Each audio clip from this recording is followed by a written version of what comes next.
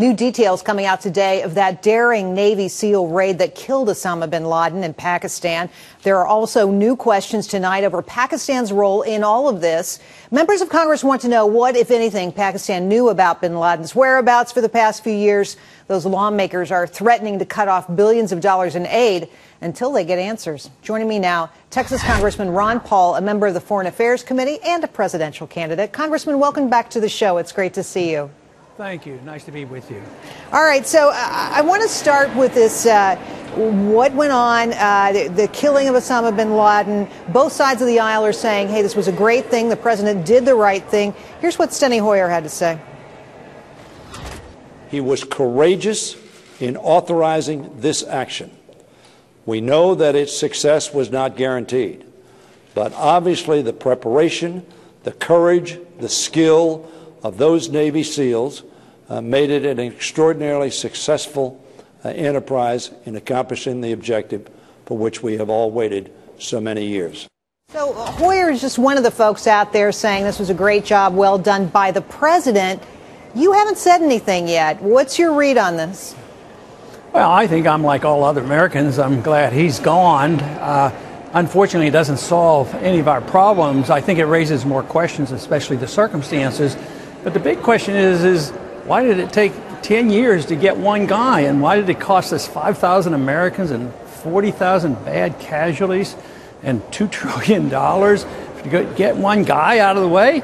I think it's good that he's gone, and he was a participant. He was delighted with 9/11. So if we went over there to get him, I guess it's time to come home as far as I'm concerned. Congressman, why do you think it creates more problems than it solves? Well, you don't know what the reaction will be, overseas. I mean, this might stir up more hatred. Not that we should have changed our mind about it, but that's one of the ramifications. But it stirs up questions about exactly how it was done, and maybe we will get all the answers. Exactly why and when. I was wondering, when I first heard it, that the news was that it was done like on Sunday afternoon by Sunday evening. The first claim was that they had DNA proof of who it was that they killed. I thought, well, you don't get DNA evidence quite so quickly. So I think there was too many questions. There'll probably be somebody coming up with a conspiracy theory.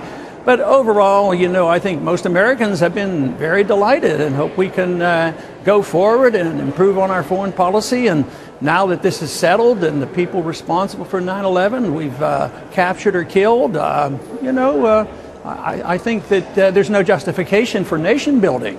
See, this is what bothered me the most was the Al-Qaeda 9/11 was the excuse to go into Iraq, and they weren't even there.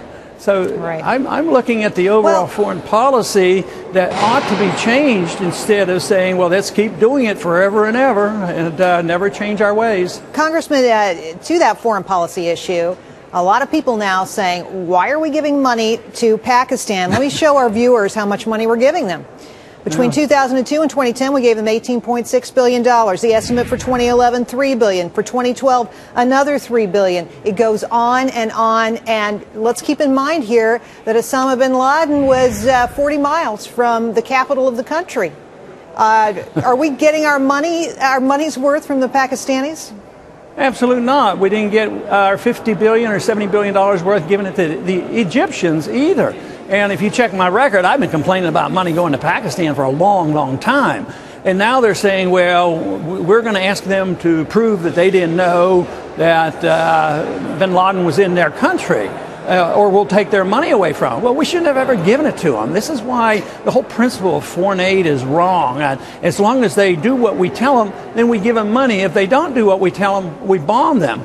When it comes to Pakistan, we do both. We both bomb them with our drones. At the same time, we give them money.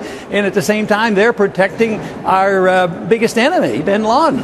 So it's a bad foreign policy. It's deeply flawed, and I'd hate to see it perpetuated. I'm glad they're asking questions like this because I would certainly vote to take away the funding, but I would vote sooner, and that is I wouldn't have given it to them in the first place.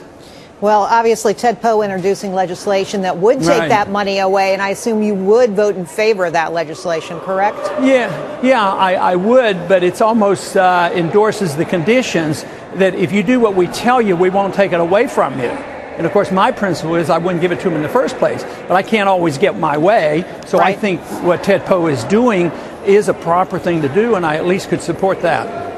Well, you know, the president is benefiting from all of this. His poll numbers are up. Washington Post published a poll that showed an approval rating of 56% for the president. What do you make of that? I mean, is the president the person to congratulate on this? Is there anybody else? Well, you know, there's a little bit of luck in all this, and you know, people's attitudes change rather quickly. I remember where senior President Bush's ratings were right after the Persian Gulf War, and they were sky high, and then he lost the election. So the American people, you know, shift their views rather quickly. I think he's benefiting by it and may well in the future, but I think economics will dominate the campaign next year. I think inflation is not going to go away, and this will, you know, even the markets settle down. Yesterday the markets were sort of excited. The excitement didn't last that long. So I don't think there's any guarantee that this will guarantee that he'll have smooth sailing next year at all. Economic policy will be the big issue. Well, that same poll doesn't show any improvement for the president when it comes to the handling of the economy, which right. brings up Tim Geithner, who's been pressuring Congress to get their act together when it comes to the budget. He's worried about the debt ceiling, and he sent a letter saying in pretty emphatic wording that we need to make sure that we act before the May 16th deadline. Do you think it's as important to hit that deadline? Not as much as he does. As a matter of fact, he's backing away from that. He thinks he can fudge the figures all the way until August now. But no, we're out of control, whether it's the military budget or the entitlement system. There's not going to be any serious cut on this. And as long as we have the Fed there to print the money, they're going to argue the case. Just keep increasing it. We can handle it, but just, you know, don't stop the party. And that's what's going on, is a party for everybody, and we don't cut back. But what it leads to is the devaluation of the dollar and, of course, higher prices. So that's why we should put a stop to it. That's why I certainly wouldn't support raising the debt limit. Well, Congressman Paul, Federal Reserve, a conversation for another day. Please come back. We'd love to have you. Appreciate your time. Thank you.